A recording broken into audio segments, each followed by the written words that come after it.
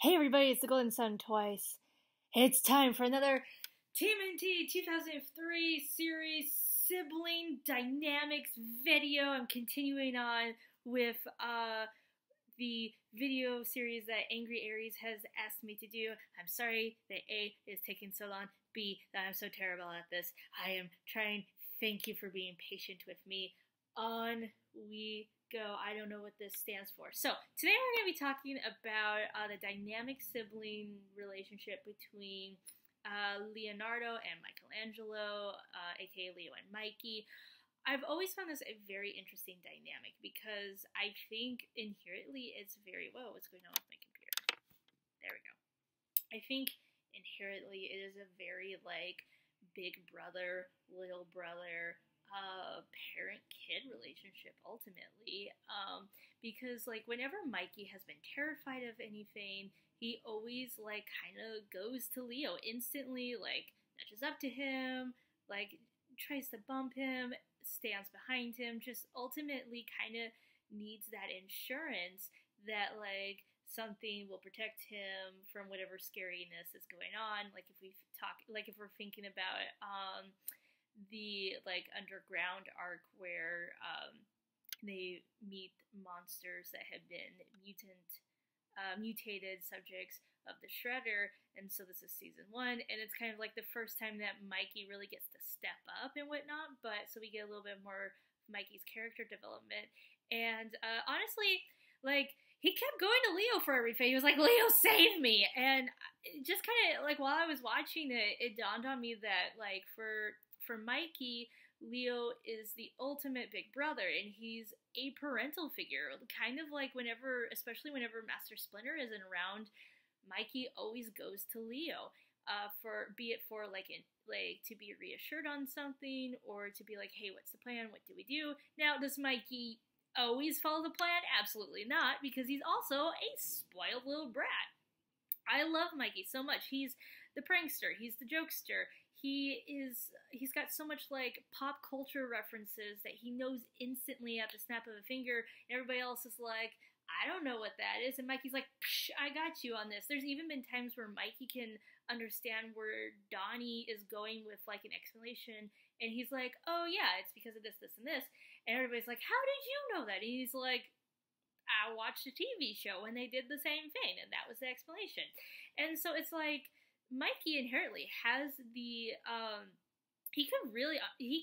he honestly I think is the second most intelligent turtle in the group, but he's too lazy to expand upon it, and he's too lazy to train, which is why, like, honestly, he could be a much better gifted ninja than Leo is, because he has that natural ability. He has, I think, both mental and natural physical capabilities. He just is too lazy to play upon it.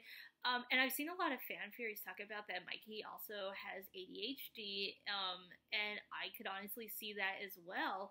And being turtles and also living in a sewer, that they don't really have any access to any doctors, so it can be very undiagnosed, and I could see that being a huge possibility. So for him, again, he gets away with stuff. He gets away with stuff all the time, to the point where you're just like, why?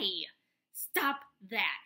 And honestly, that's how the rest of the family feels. I think that Leonardo, who is, like, I think that he recognizes that if Mikey were to apply himself, that Mikey would be far better than Leo is. And that's where a lot of the sibling, I've never really, I don't want to say sibling rivalry, that kind of like came out of my mouth and I had to like bring it back, but like, I could see for Leo why that would be so frustrating, because you see somebody who's so talented and gifted and far surpasses you, but doesn't tap into that potential. And on the one hand, for Leo, I think that, and I don't know if this has really been explored, and I'm not thinking of any immediate thoughts, so definitely comment below and tell me what you're thinking if you can think of any thoughts. But like, I feel like for Leo, like, there could be a huge part of him that's even relieved that Mikey doesn't excel beyond what he's done so far, because that's definitely Leo's like shtick. But on the other hand, he also believes, like, Leo believes in Mikey so much, and he's just like, come on, Mikey, come on now, like, you have this potential and you're not doing anything, and this is driving me crazy. And I think that's like the parental side of him. So it's like, definitely for Leo, he is the big brother. He's the parent, like second parent of the group. They always call him Splinter Jr., or at least Raph always calls him Splinter Jr. I don't think the others have at all. And I know that's supposed to be an insult, but really it's quite true. And I think it's because Leo is so family centered, and that everything he does, he's ultimately doing for his family, which isn't to say that he doesn't enjoy learning ninjutsu, that he doesn't enjoy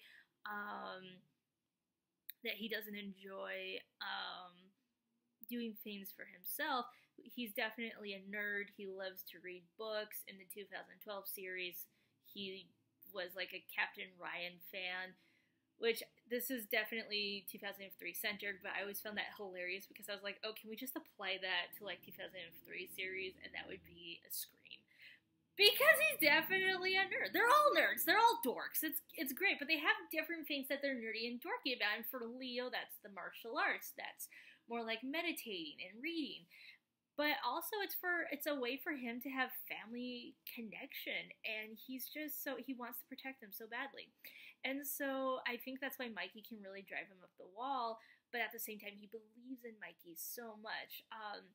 Like when there was the grudge match, and that was season 3 or 4, where no, it was definitely season 4, and that was where Leo was Dark Leo, and he was having PTSD from the battle that they had with Shredder, along with having survivor's guilt almost, even though nobody died. And they had been backed into a wall, and they ultimately would have to sacrifice their life in order to save the lives of millions of other universes. And it bothers him because, again, for him, his family is his everything. Even when he is ready to just be driven nuts by them all, like, you know, basically like, all right, we can't have nice veins, time to burn down the lair, we're done here. He also just loves them all so much, and he can't see himself doing anything without them involved. Like, honestly, I don't think Leo, whoa, don't move computer, I don't think Leo would ever leave. Like, if he had the opportunity to ever move out, I don't think he would. I think he would definitely, like, I think the others would be like, woo, we've got dreams and goals, we're gonna go do them. And I think that Leo wouldn't leave, because for him, I feel that his dream and his goal is to keep his family safe and happy and content. And I think if his family did leave, if they did leave to go do different things, I think it would really, really kind of depress him. Like, on the one hand, he would be like, yes, I'm so happy for you, go do your things, bros. And on the other hand, I think that he would have, like, empty nest syndrome, even more than Master Splinter would. And, you know, I will definitely make an episode focusing on each turtle and what I think is really going on in their psyche, kind of break down my thoughts and ideas of it. But, anywho, back to the dynamics, though. So you kind of have those two different personalities, where one is very responsible and wants to be responsible and protect the family, and you have this wild card, this wild child, who wants to go off and do all sorts of crazy shenanigans, but also is insecure enough and young enough mentally that he seeks out protection and comfort from Leo all the time. And so, like, back what I was saying to Grudge Match is when, like, so Leo was in his darkest phase. We always, like, I remember the fandom calling him, like, emo Leo. Really, it was huge. It was a dark time for that child.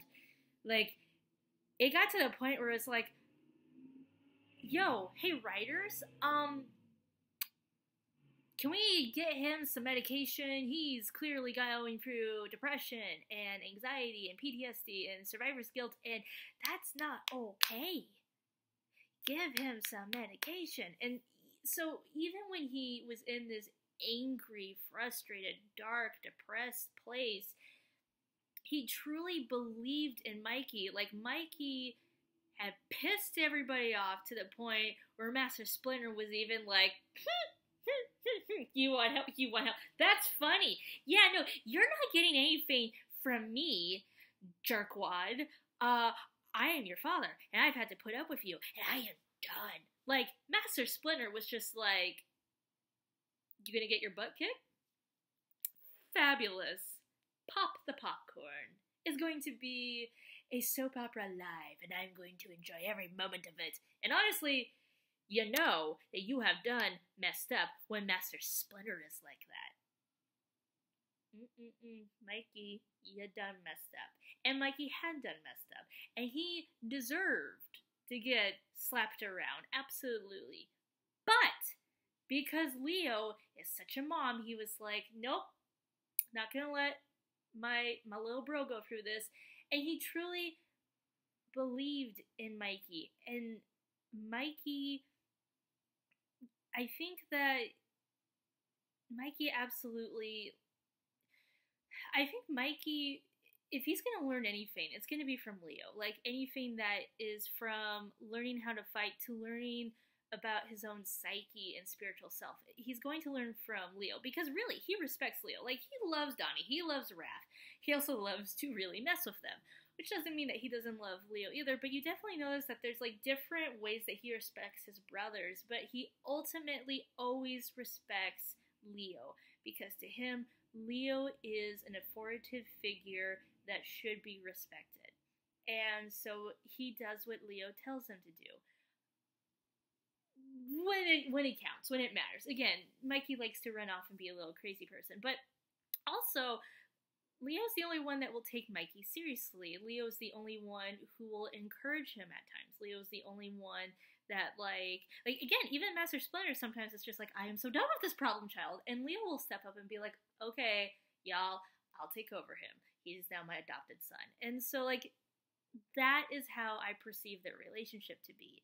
So it's a very interesting older brother, younger brother, not too different from, Hiro and Tadashi from Big Hero 6, even, if we want to use an example. But definitely, there's also an absolute parental, childlike thing going on there, where whenever Mikey needs reassurance, he goes to Leo. Whenever Leo realizes that Mikey needs help, he's always there to verbally encourage him and offer him that protection and that shelter. So that is how I perceive their relationship. Again, comment below. Let me know what you think. Don't forget to hit subscribe. Thank you so much for hanging in there with me as we go through this. So, anywho, have a lovely day. The Golden Sound Twice out.